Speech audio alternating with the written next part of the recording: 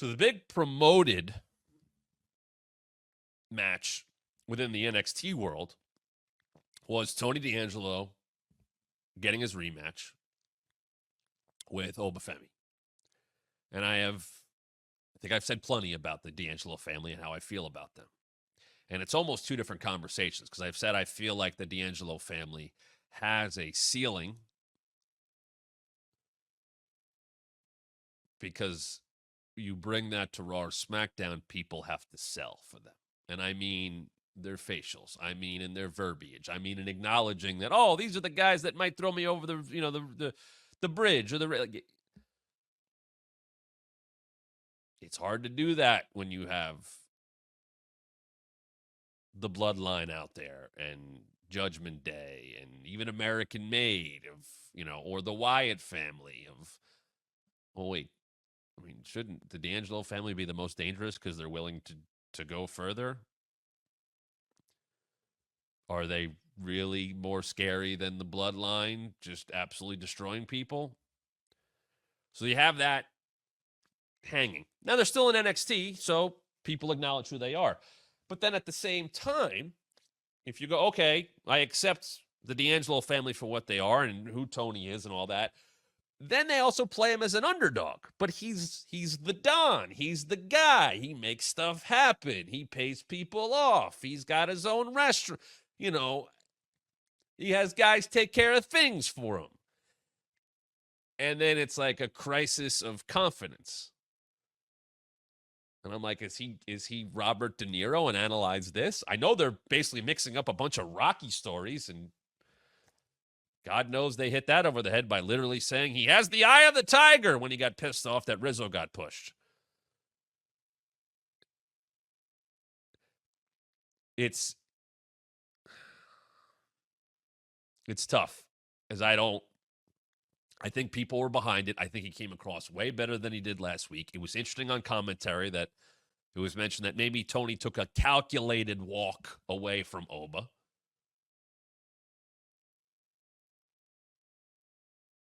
But the people were behind him. Now, I liked the match a lot. I think I would have enjoyed the match and the whole story more if Tony wasn't presented as the Don. Like, they're using the Rocky story, right? Rocky was always an underdog, though. And yes, he would have victories and he would get too big for his head and all that stuff. And he's got to find himself against, Clubber Lang and Apollo Crews or Apollo Creed, not Apollo Crews. They mixed all that stuff in.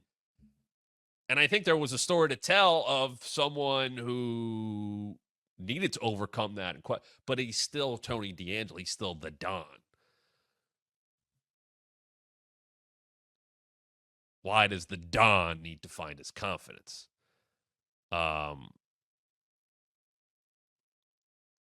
the Don, he wins. And he doesn't win with his finish. And he gets the kick out of a lot of stuff. And he battled back. And he wins with, a roll-up. And I don't have a problem with that.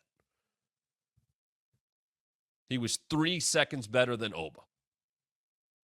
Yeah, just had Oba break the record for the longest North American Championship reign. And he got beat. He was just 3 seconds. It was a matter of 3 seconds. It wasn't a big finish. Oba was right up, shocked at the thing. He didn't go after Tony. They let Tony have his moment. It protects Oba. If they go back to it down the road, Oba could say, hey,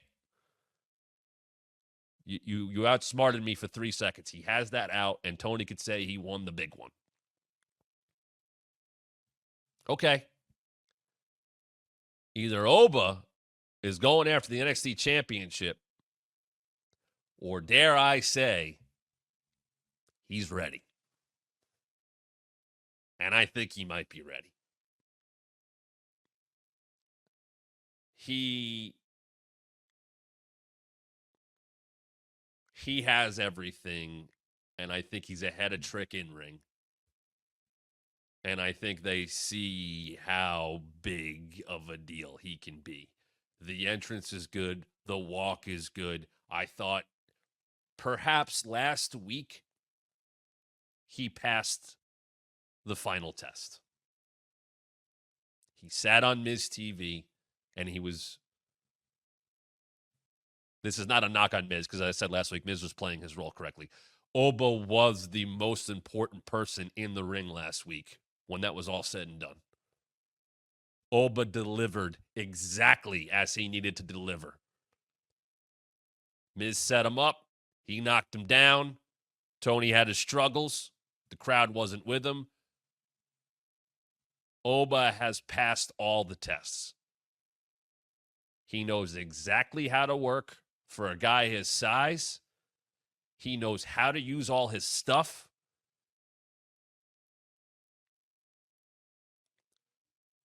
I'll admit I was wrong a few months ago. I think Oba is more ready than Trick. I would say I still think Trick has a higher ceiling. By the way, great problem to have, or, great situation to be in. I think Oba is more ready right now. He's shown he can deliver with multiple different kinds of opponents. He'll only work people better than him if he moves up. He's gonna do great work on Raw or SmackDown as soon as he gets there. And I might say he's ready. And dare I say, you bring him up soon and give him the Diesel spot in the Rumble. The Kane spot in the Rumble. Whatever. The dominant spot in the Rumble. Because someone gets that every year. Someone who doesn't win but gets to stand out because of their performance, because of 7, 8, 9 eliminations.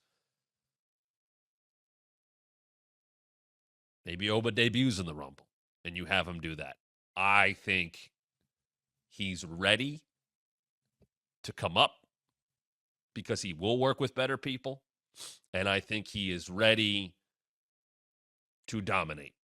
And I think they could put him in a spot to do that, and I think he's already very over.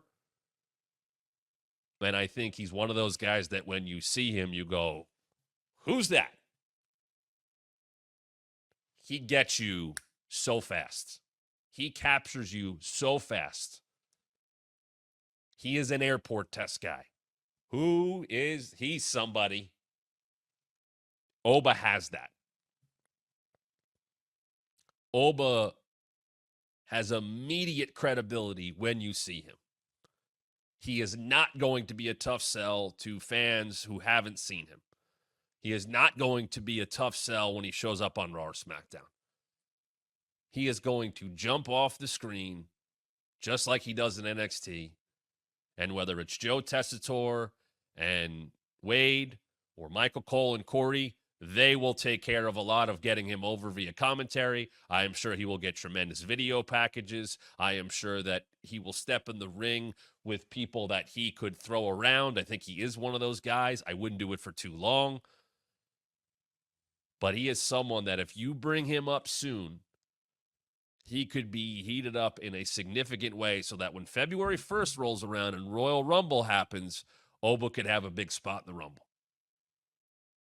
Oba could be the kind of guy I see dethroning LA Knight for the United States Championship.